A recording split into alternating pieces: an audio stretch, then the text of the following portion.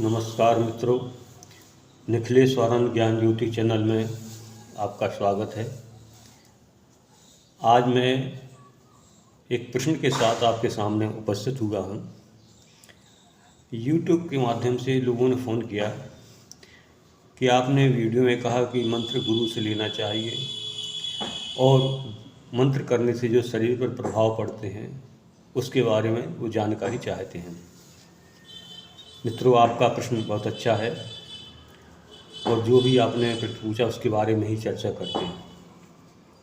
पहली बात तो ये है कि आप जो भी मंत्र करते हैं पहले उसकी जानकारी पूरी ले लें और अपने मन में यह सोचें कि हम इसे किस लिए कर रहे हैं। अध्यात्म के लिए कर रहे हैं, अपने जीवन के निर्माण के लिए कर रहे हैं, अथवा हम अपनी किसी समस्याओं से निजात पाना चाहते हैं उसके लिए कर रहे हैं। ये निर्णय आप स्वयं का होना चाहिए। दूसरी बात ये होती है कि जब आप मंत्र करते हैं तो उसकी पूरी पहले विधाओं को समझें। सिर्फ किताब पढ़ने से अथवा YouTube देखने से या किसी से सुनने से कोई भी मंत्र ना तो सिद्ध होता है और ना वो उतना कार्य कर पाता है। ऋषियों ने, मुनियों ने जो भी विधाएं रखी हैं, जो भी पत्रिकाओं में या पुस्तकों में लिखी हुई होती हैं, वो पता नहीं कितने हजारों साल या युगों पहले की लिखी हुई हैं। जो विधा उन्होंने लिखी है वो उस समय कारगर रहती होगी, ये सत्य है। लेकिन ये ज़रूरी नहीं है कि सतयुग की विधाएं लिखी हुई आपके कलयुग में वो उतनी सार्थक हों, अथवा जो महाभारत के टाइम की विधाएं हैं यानी द्वापर युग की हैं वह कलयुग में सार्थक हों।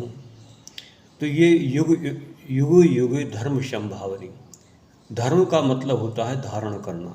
तो उस समय व्यक्ति की क्या धारणा थी, वह मंत्र कैसे काम करते थे, क्या नियम थे, मनुष्य की दिनचर्या क्या थी, उसी के अनुसार वह कार्य करते थे। आज ये कलयुग है तो कलयुग में कलयुग के तरीके से जो विधाएं हैं उनके अनुसार ही आपको चलना चाहिए। आप कोई बीज मंत्र लेते हैं अथवा वैसा मंत्र लेते हैं, जो भी आपकी श्रद्धा है उसको ले लेते हैं, तो पहली बात तो इसका ये आप फिर वहीं गुरु आ जाता है, उससे पता कीजिए कि ये शुद्ध है, सही है, क्या है। इसके बारे में जानकारी लेने के उपरांत आप उसको करिए नियमबद्ध तरीके से। प्रातः काल की है, रात्रि काल की है, जैसा भी है आप उसको करिए। और करने के जब आप उसको करेंगे तो शुरू में आपके लिए इसके कोई अनुभव नहीं आएंगे, लेकिन जैसे ही आप इसके मंत्र जप को बढ़ाते चले जाएंगे एकाग्रता के साथ। एकाग्रता का मतलब ये है कि आप मंत्र कर रहे हैं, मन आपका कहीं और भटक रहा है, तो भाई मंत्र कोई करने का मतलब नहीं है। इससे तो ना करो तो ठीक है।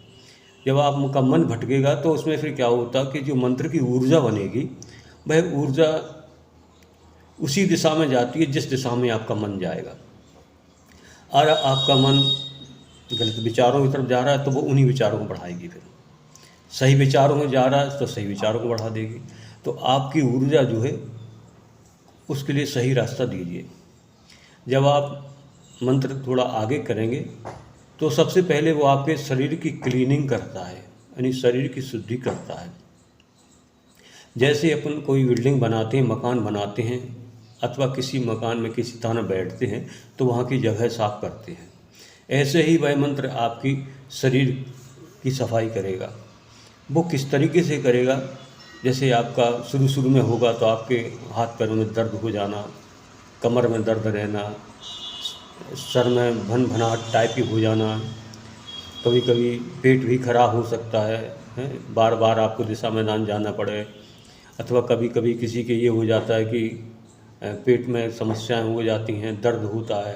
तो ये इसलिए होता है क्योंकि वो मंत्र की ऊर्जा जो है आपके लिए साफ कर रही है। और जब और आगे आप मंत्र करेंगे तो हीट बढ़ती है, जो शरीर का तापमान बढ़ता है। उस तापमान का मतलब ये है कि वो शरीर का तापमान वह बुखार नहीं है, तापमान है। जो अंदर की जो निगेटिव ऊर्जा उनको वो जला करके भस्म करता है, वो आपके शरीर को शुद्ध करता है। इस तरीके ये शरीर में अनुभव देखने में आते हैं। अब किसके कितने आते हैं ये तो मैं नहीं कह सकता हूँ, जैसा आप करेंगे वैसे ही आपको अनुभव आएंगे। और किसी का शरीर मान लीजिए शुद्ध है तो उसको इतने ज़्यादा अनुभव नहीं आए, कि वो शुद्ध है तो उसमें थोड़े बहुत आते हैं और बात अलग होती है। अब आप आते हैं कि मंत्र गुरु से ही क्यों लेना चाहिए। इसलिए लेना चाहिए कि जो गुरु सही है, चैतन्यवान है, जिसने साधनाएं की हैं, ऊर्जा है उसके पास, मैं ऐसे गुरु की बात कर रहा हूँ। मैं केवल नाम मात्र के गुरु की बात नहीं कर रहा हूँ जो खरपतवार की तरह फैले हुए हैं, बिजनेस कर रहे हैं, उनकी बात नहीं कर रहा हूँ। गुरु शब्द को मैं बहुत सम्मानित करता हूँ सदगुरु शब्द के लिए, क्योंकि सदगुरु और गुरु में डिफरेंस है। गुरु तो वह होता है जो आपको कुछ सिखा देता है। मान लीजिए किसी ने आपके लिए इंग्लिश सिखा दी, वही भी आपके गुरु है। किसी ने आपको कुछ और बनाना सिखा दिया, वही भी आपका गुरु है। किसी ने किसी काम करने की आपको शिक्षा दे दी, वह भी गुरु है। किसी ने गाड़ी चलाना सिखा दी, वह भी आपका गुरु है। और माता पिता तो खैर गुरु होते ही हैं, संस्कार देने वाले घर के जो भी हैं। लेकिन सदगुरु वो होता है जिसमें चैतन्यता होती है और आपके लिए ऊर्जावान बनाता है और रास्ता दिखाता है, तो सदगुरु बात अलग हो जाती है। और गुरु जो होता है, गुरु तो फ्रॉड भी कर सकता है आपके साथ, धोखा भी कर सकता है। तो ये सब बातें समझना आपके लिए आवश्यक हो जाती हैं। तो यहाँ सदगुरु की बात करता हूँ कि सदगुरु जो मंत्र देते हैं वह क्यों लेना चाहिए और सार्थक क्यों होता है। इसको आप ऐसे उदाहरण से समझें, जैसे मान लीजिए सब जानते हैं कि बंदूक में जो कारतूस उपयोग होता है वह विस्फोट करता है और उससे हानि होती है। व्यक्ति या जिस पे मारेंगे वो उसकी क्षति होती है, मर जाता है। अब यही आप बाज़ार जाएं और वही कारतूस की डिब्बी लाएं, यानी कारतूस खरीद के लाएं, और उसको ऐसे ही आपको पता है कि कारतूस से मरता है, तो आपके मन में तो यही भावना है कारतूस से मरता है तो कारतूस चलाएं। उस कारतूस को आप ऐसे ही अगर दीवार पे फेंक देते हैं या किसी मार देते हैं तो वह उसके लिए उतनी क्षति नहीं कर पाएगा। जिसको जितना लगेगा वह थोड़ा सा रहेगा, क्योंकि उसमें वो ऊर्जा नहीं बन पाती है। और वही कारतूस अगर आप एक बंदूक के माध्यम से चलाएंगे, उसमें डाल करके बंदूक में लगा के फिर चलाएंगे, तो वही कारतूस आपके हजारों गुना ज़्यादा आगे जा कर के विस्फोट करेगा और आपके लक्ष्य को भेदन करेगा।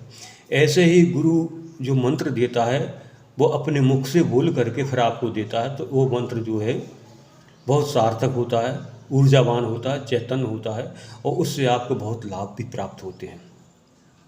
हम तो यही चाहते हैं कि आप जो भी मंत्र लें गुरु से लें, सदगुरु से लें, अपने जीवन में उसको उतारें, करें तो सही। आप एक बार जो भी मैं वीडियो डालता हूँ, कई लोग कमेंट करते हैं कि आपने ऐसा किया है, क्या आपने सिद्ध किया, क्या ऐसा किया। तो देखिए, मैंने जो भी वीडियो डाले जो मेरे जीवन के अनुभव हैं, उन्हीं अनुभव के आधार पर डाले। इन्हीं शब्दों के साथ सभी के लिए नमस्कार, धन्यवाद।